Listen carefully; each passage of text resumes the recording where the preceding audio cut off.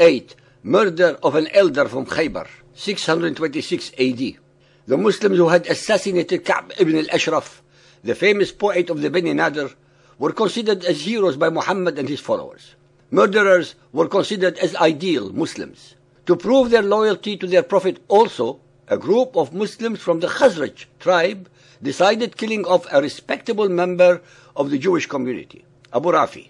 He was an elderly man who had never done anything against Muhammad or the Muslims. He just happened to be the unfortunate target of Muhammad's plot to terrorize the Jews. Muhammad sent an expedition of 6 men who broke into the old man's house in the middle of the night and slashed him to ribbons as he slept. The cowardly Muslims always assassinated people in this way, while the victim slept, obviously because they had neither the courage nor the strength to fight even a solitary aged Jewish man while he was awake.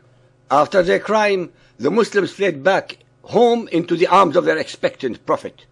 There was a quarrel among them as to who had actually killed Abu Rafi. At this, Muhammad smiled beatifically and started checking their swords.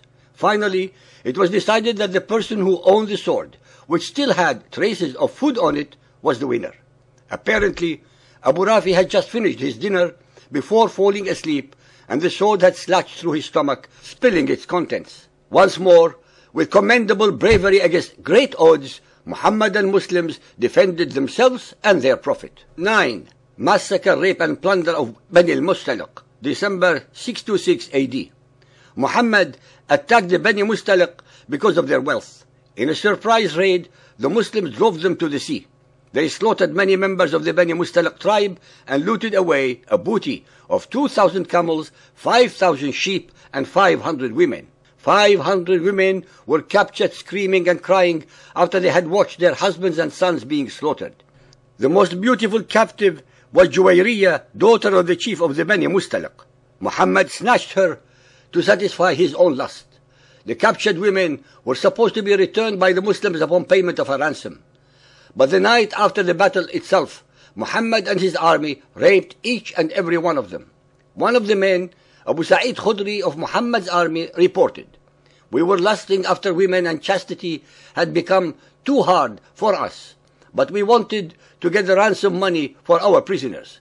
So we wanted to use the azl, coitus interruptus, where the man withdraws before ejaculating. We asked the Prophet about it, and he said, 'You are not under any obligation to stop yourselves from doing it like that.' Later on, the women and children were given for ransom to their envoys. They all went away to their country, and not one wanted to stay, although they had the choice. So the peace-loving Muhammad told his men it was perfectly fine to rape women as long as you don't ejaculate inside them, which would make them pregnant. What supreme logic! Any human being with the slightest shred of morality has to be nauseated by this man and the cult that he preached. Muhammad, the perfect figurehead of Islam, sanctions rape, pure and simple.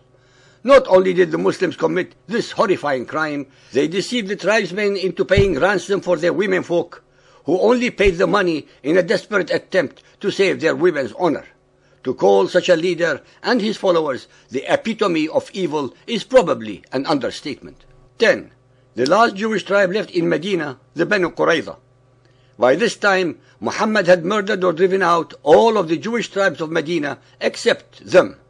It was time to eliminate this last thorn in his flesh. Bani Qurayza had been reluctant in helping Muhammad against the Quraysh. Conveniently, once again, Muhammad claimed that he had divine knowledge about a conspiracy by them to kill him.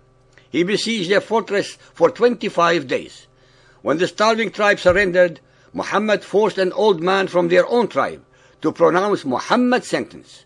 The sentence was death to every male member of the tribe, slavery for every woman and child, and plunder of all their property. The Prophet had an immense trench dug around the main market of Medina. The men and boys of the Banu Qurayza were rounded up and their hands twisted tightly behind them. Then one by one they were shoved to the edge of the trench and forced to kneel. They were offered a last chance to convert to the true faith, and if they refused, had their heads chopped off. As soon as one head rolled off, the corpse would be kicked into the ditch, and so it went. By the time dawn had colored the sky red in Medina, hundreds of corpses had piled up in a heap in a tangled cesspool of blood, hair, and shreds of flesh. Despite the horrific end, in front of their eyes, none of the Jews chose to convert to Islam and face death valiantly. The blood of 900 innocent Jews stained Muhammad's hands on that black day. Their only crime was that they chose to retain their fundamental human right of choosing their own God and the religion of their ancestors. Hysterical women and children screamed as they watched their fathers, husbands, and sons die.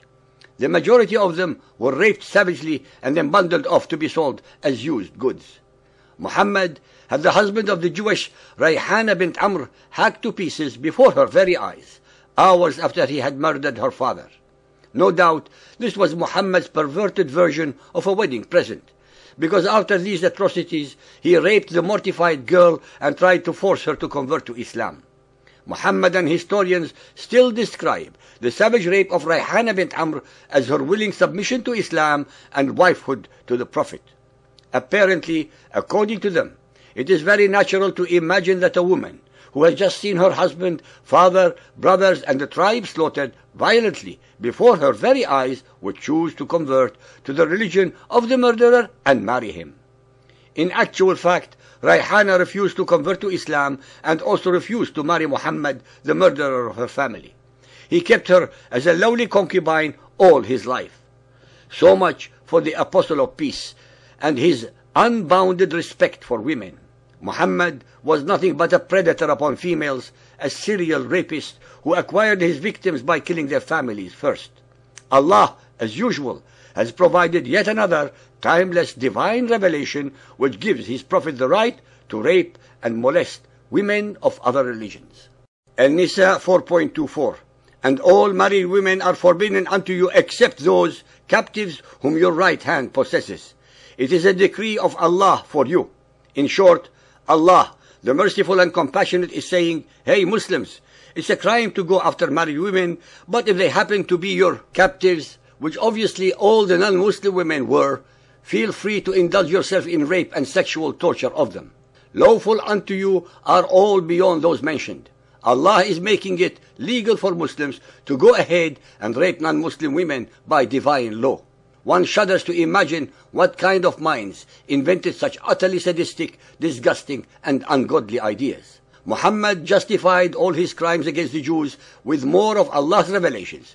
Although the following surahs were not revealed at the same time as the massacre of Bani Qurayza, they nevertheless give a general idea of Muhammad's views on Jews and why it is perfectly fine to kill, loot, and rape them. Al-Ma'idah 5.51 O you who believe, take not the Jews and Christians for friends.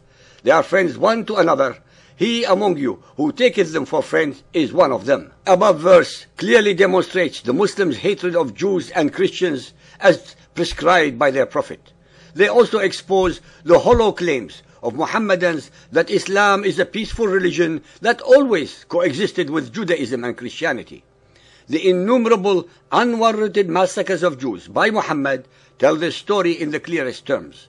These historical events form the basis of the Islamic code of behavior.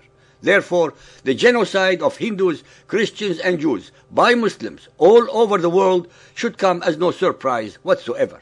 Even after the passage of 1400 years, in this 21st century, the fundamentalist followers of Muhammad are more than happy and willing to drag the whole of humanity into the abyss and depraved cult of Muhammad, using Muhammad's methodologies of lies, deception, terror, hate, discrimination, and slaughter to obtain their agenda. They cannot change because their Quran and Muhammad's Sunnah prohibit them from ever getting rid of the virus that has infected their brain.